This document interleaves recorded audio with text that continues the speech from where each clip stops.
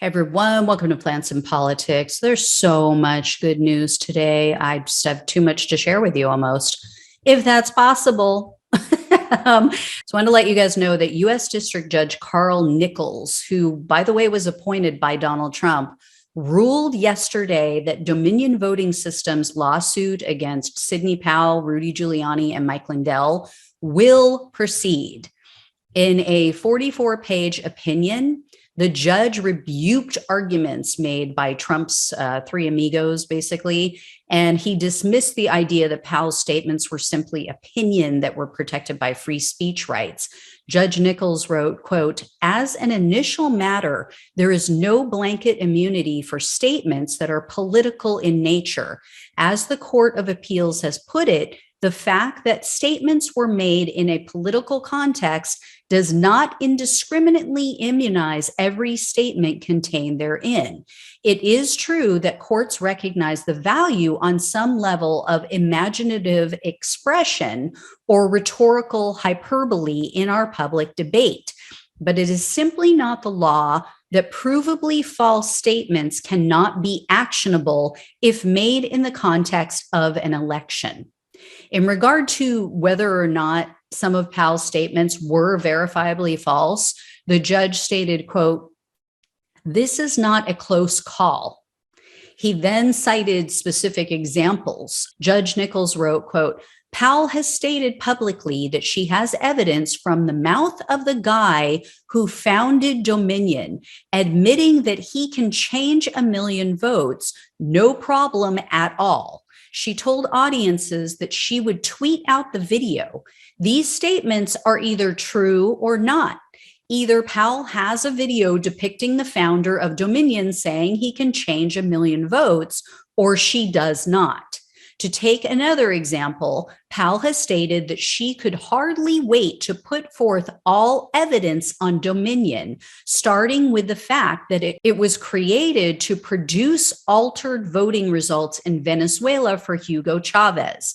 Again, this statement is either true or it is not. Either Dominion was created to produce altered voting results in Venezuela for Hugo Chavez, or as Dominion alleges, it was not. Take a few more examples. Powell has stated publicly that Dominion flipped, weighted, and injected votes during the 2020 election. Either Dominion did so, or as Dominion alleges, it did not. Powell has claimed that state officials received kickbacks in exchange for using Dominion machines. Either state officials received such kickbacks, or as Dominion alleges, they did not.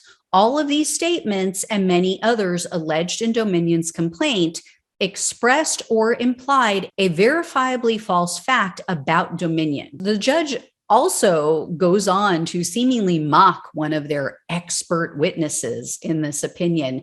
The judge stated, quote, "That expert has also publicly claimed that George Soros, President George H.W. Bush's father, the Muslim Brotherhood, and leftists helped form the deep state in Nazi Germany in the 1930s, which would have been a remarkable feat for Soros, who was born in 1930.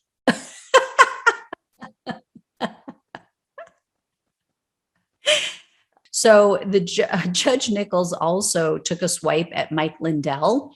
He said, quote, "As a preliminary matter, a reasonable juror could conclude that the existence of a vast international conspiracy that is ignored by the government, but proven by a spreadsheet on an internet blog, is so inherently improbable that only a reckless man would believe it." If you were worried about Rudy Giuliani being left out, don't worry, because the judge didn't forget about him. In fact, in regard to Giuliani's argument that Dominion hadn't proven that they suffered any losses as a result of these lawsuits about election fraud or anything that he had said or the others had said, the judge basically slapped him around and said, in essence, Giuliani doesn't quite understand the law that he's citing. So Nichols wrote, quote, Under DC law, defamation may be actionable as a matter of law, irrespective of actual harm, defamation per se, or if not, when the plaintiff pleads special harm. There is no question that Giuliani's statements accusing Dominion of election fraud constitute defamation per se. If Dominion were an individual, damages would be presumed. So you gotta love this. I mean, just so good this week. Anyway, in addition to their attempt to get the cases thrown out entirely, Powell and Lindell also asked the judge to at least, if you're not going to drop it, at least move the cases to our home states, which happen to be Texas and Minnesota, respectively. Now, that's presumably because they think they're going to get more favorable treatment in their home states. They'll get better judges, better juries. I mean, yeah, in Texas, I would imagine with, Governor Greg Abbott and what's the other one's name? The one that's literally been indicted on criminal charges and he's under investigation. Paxton, the AG there. Yeah, I can see it totally going south and nothing ever coming of these things. So the judge said, no. Yeah, we're not doing that. So the judge said the cases will remain and move forward in DC court.